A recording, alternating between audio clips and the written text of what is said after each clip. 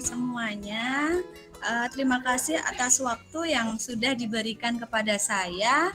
Hari ini saya akan mensosialisasikan tentang budaya positif. Budaya positif di SMA Patian Rowo ini kita mulai mengembangkan harapan kita, sekolahan kita sekolah ramah anak dan mempunyai siswa yang memang kebiasaan untuk berbudaya positif dari sekarang. Nah, saya mulai share screen ya. Sebentar.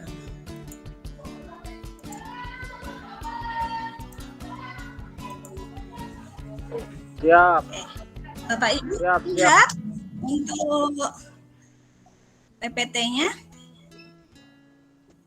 Terlihat nggak ya? Oke. Hari ini saya akan mensosialisasikan tentang budaya positif pada siswa. Materi yang saya berikan itu adalah tentang paradigma stimulus respon lawan teori kontrol. Yang kedua, arti disiplin dan motivasi perilaku manusia.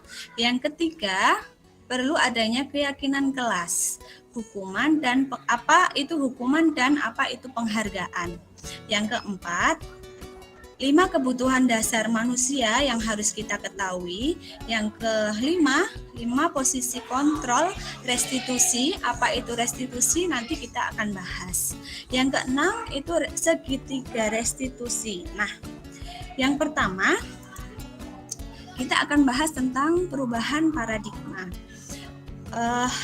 Untuk membangun budaya positif yang ada di sekolah perlu menyediakan lingkungan yang positif, aman dan nyaman,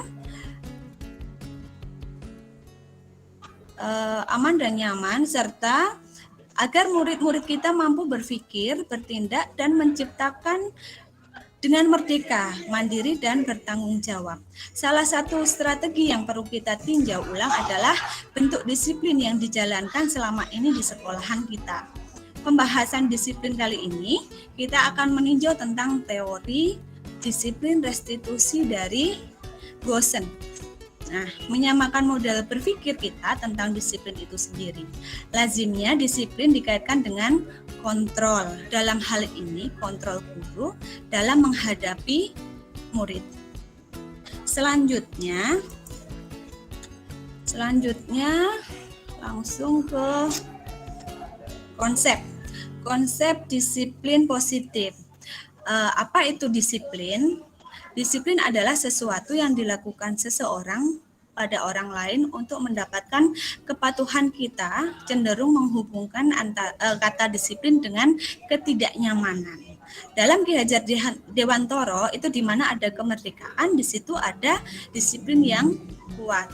Adapun disiplin kata merdeka menurut Ki Hajar adalah merdeka itu artinya tidak hanya terlepas dari perintah, akan tetapi juga cakap membuat memerintah diri sendiri.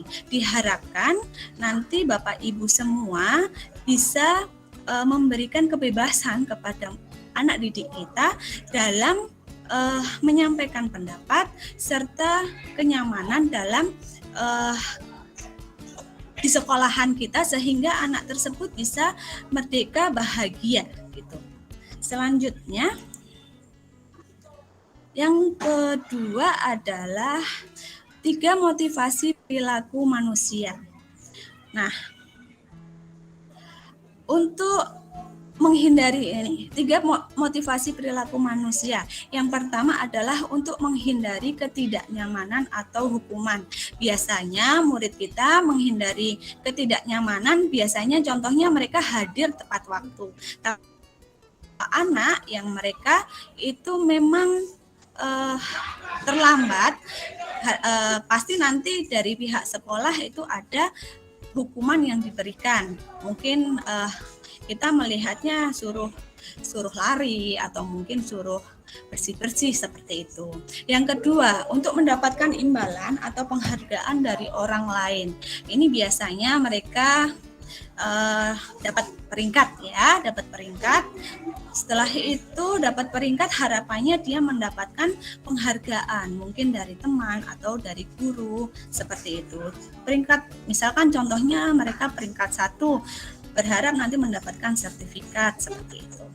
Motivasi yang kedua. Yang ketiga, nah ini yang jarang biasanya. Untuk yang ketiga, untuk menjadi orang yang mereka inginkan dan menghargai diri sendiri dengan nilai-nilai yang mereka percaya.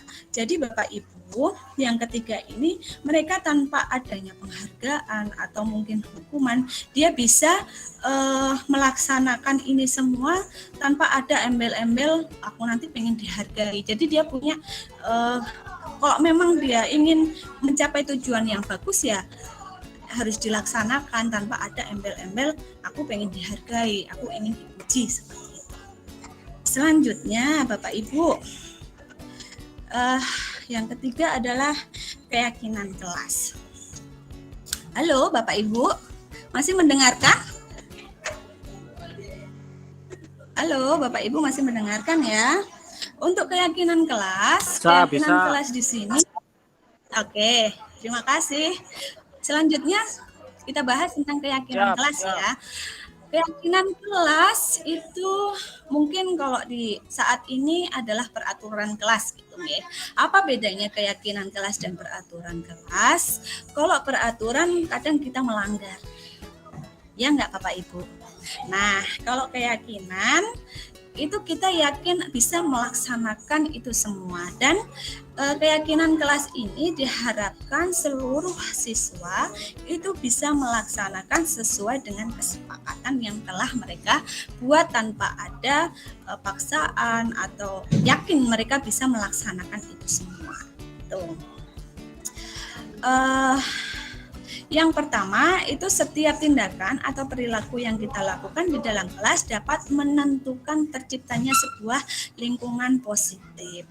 Jadi kesepakatan keyakinan kelas ini harapannya nanti bisa tercipta sebuah lingkungan yang positif. Yang kedua, perilaku warga kelas tersebut menjadi sebuah kebiasaan yang akhirnya membentuk sebuah budaya positif. Harapannya keyakinan kelas yang mereka buat dengan pembiasaan yang mereka buat itu bisa membentuk sebuah budaya positif.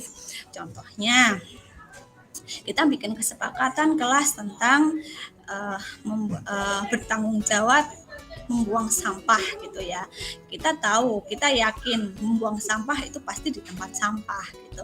Kalau itu sudah dibiasakan dari sekarang, itu menjadikan mereka pembiasaan yang positif gitu.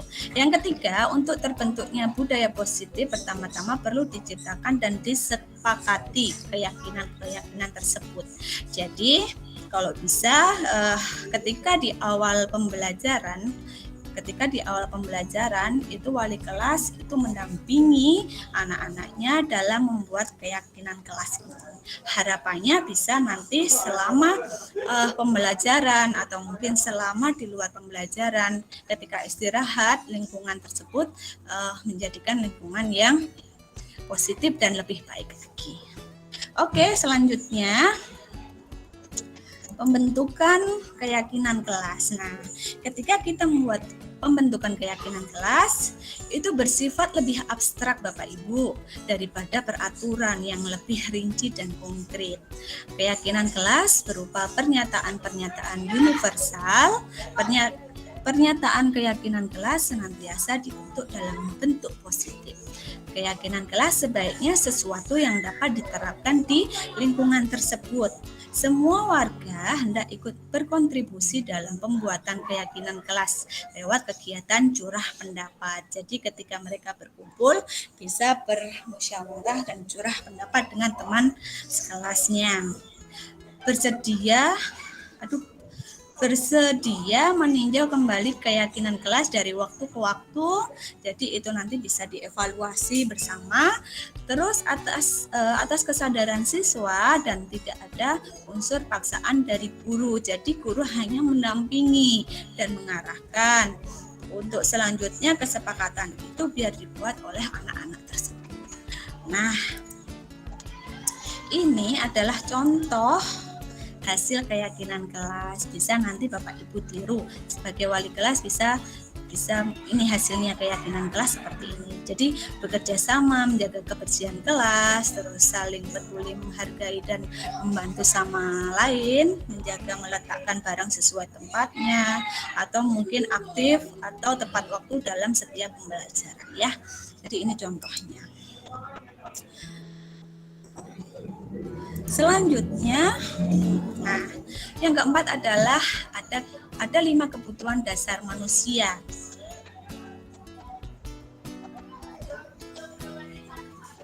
Sebentar Bapak Ibu. Ada 5 dasar kebutuhan dasar manusia. Seluruh tindakan manusia memiliki tujuan tertentu. Semua yang kita lakukan adalah usaha terbaik untuk mendapatkan yang diinginkan. Nah, ini ada 5 kebutuhan. Yang pertama adalah kebutuhan untuk bertahan hidup.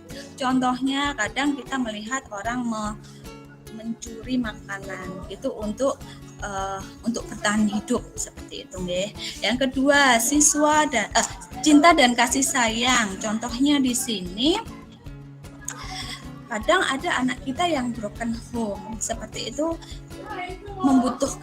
mereka membutuhkan cinta dan kasih sayang. Yang ketiga, anak membutuhkan kebebasan. Contohnya di sini adalah kadang anak ketika lulus SMA ingin masuk ke perguruan tinggi jurusan X, tapi ketika beda pendapat dengan orang tuanya, diminta untuk kamu harus masuk di sini, sedangkan anak butuh kebebasan untuk memilih dalam mengambil jurusan seperti itu, disesuaikan dengan bakat minat mereka. Selanjutnya yang keempat, kebutuhan dasar manusia yang keempat adalah kesenangan. Contohnya di sini Bapak Ibu, kita lihat kadang anak didik kita usil ketika di kelas, ketika mengusili temannya. Nah, hal-hal tersebut ketika ditanya, ngapain kamu usili? Senang aja Bu, gitu. Nah, di sini adalah salah satu adalah kesenangan. Dan ada juga kebutuhan yang kelima, yaitu kekuasaan, pengen dihargai, pengen dianggap wow gitu oleh temannya. Ya, kadang berkelahi biar dibilang keren seperti itu. Selanjutnya yang kelima adalah ada tentang posisi kontrol restitusi. Ya, ada 5 ya.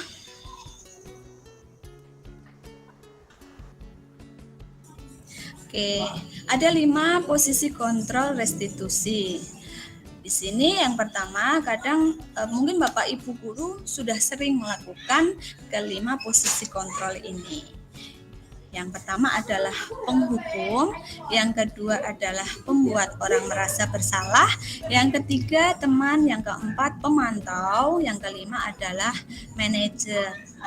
Bapak Ibu guru kira-kira pernah menerapkan ini yang mana? Gitu. Penghukumkah? Atau sebagai temankah, atau mungkin sudah sebagai manajerkah? Nah, kita akan bahas satu persatu di sini. Yang pertama adalah penghukum. Biasanya kalau penghukum ini suara itu agak lebih tinggi, bahasa tubuh mereka mata lebih melotot atau mungkin sering marah seperti itu ya, kesannya marah. Contohnya gini. Terlambat lagi, pasti terlambat lagi. Selalu datang terlambat. Kapan bisa datang tepat waktu? Nah, seperti itu. Terus nanti pada akhirnya guru melakukan menghukum. Bahasanya menghukum. Menghukum itu misalkan terlambat, kamu harus dihukum lari. Gitu. Harus dihukum lari. Padahal bahasa kita kalau bisa ada konsekuensi. Kalau misalkan gini, contohnya ketika anak itu terlambat masuk kelas seperti itu nggih. Berarti konsekuensinya ya kamu harus mengajar mungkin ketika konsekuensinya kamu harus belajar apa yang tadi sudah kamu tinggalkan selama kamu terlambat gitu. Mungkin 5 menit 10 menit untuk membaca seperti itu. Atau mungkin menyobek menyobek kertasnya teman misalkan, berarti kamu harus mengganti, seperti harus ada konsekuensi, jadi bukan penghukum. Yang kedua adalah membuat orang merasa bersalah. Di sini cirinya adalah nada suara memelas, halus, sedih, atau bahasa tubuh cenderung merapat pada anak. Contohnya seperti ini. Adi, kamu ini bagaimana ya? Kamu sudah berjanji dengan ibu tidak akan terlambat lagi. Kamu kenapa ya sering sekali mengecewakan ibu? Ibu benar-benar kecewa sekali. Nah, seperti itu adalah membuat orang merasa bersalah. Yang ketiga adalah teman. Teman ini kita cenderung ketika dengan kita sebagai guru itu lebih akrab dengan murid, mungkin dari ramah, akrab, dari segi bahasa dia lebih bercanda atau merapat, lebih tersenyum dengan anak, seperti itu. Contohnya untuk teman di sini, Adi, ayolah, bagaimana sih kamu, kemarin kan kamu sudah janji ke ibu, kenapa terlambat lagi gitu. Terus dia sudah, tidak apa-apa, duduk dulu di sana, nanti ibu bantu kamu. Seperti itu. Apa yang menjadi kendalamu ketika kamu terlambat? Seperti itu. Selanjutnya adalah monitor.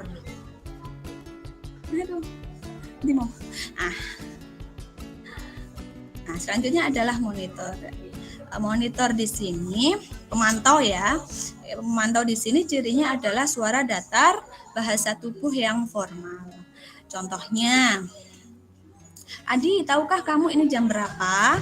Tahu, Bapak. Kamu terlambat 15 menit. Apakah kamu sudah mengerti apa yang harus kamu lakukan jika terlambat? Paham, Pak, saya harus tinggal kelas pada jam istirahat, nanti mengerjakan tugas ketertinggalan saya.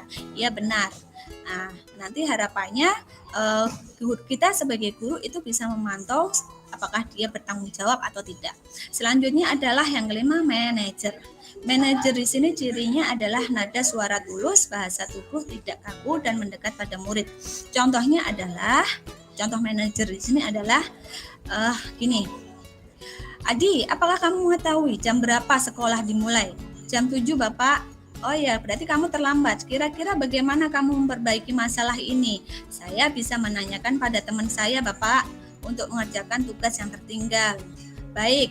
Itu bisa dilakukankah? Apakah besok kamu ada masalah lagi agar kamu tidak terlambat lagi atau bisa tepat waktu lagi di sekolahan? Tidak, Bapak, saya bisa hadir tepat waktu. Nah, itu adalah contoh sebagai manajer. Jadi kita tidak perlu marah ke siswa, tidak perlu meninggikan suara.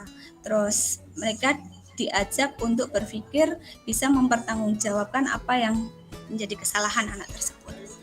Selanjutnya kita langsung aja ke restitusi. Restitusi. Apa itu restitusi? Restitusi adalah proses menciptakan kondisi bagi murid untuk memperbaiki kesalahan mereka sehingga mereka bisa kembali pada kelompok mereka dengan karakter yang kuat. Restitusi juga adalah Restitusi juga adalah proses kolaboratif yang mengajarkan murid untuk mencapai solusi untuk masalah dan membantu murid berpikir tentang orang seperti apa yang mereka inginkan dan bagaimana mereka memperlakukan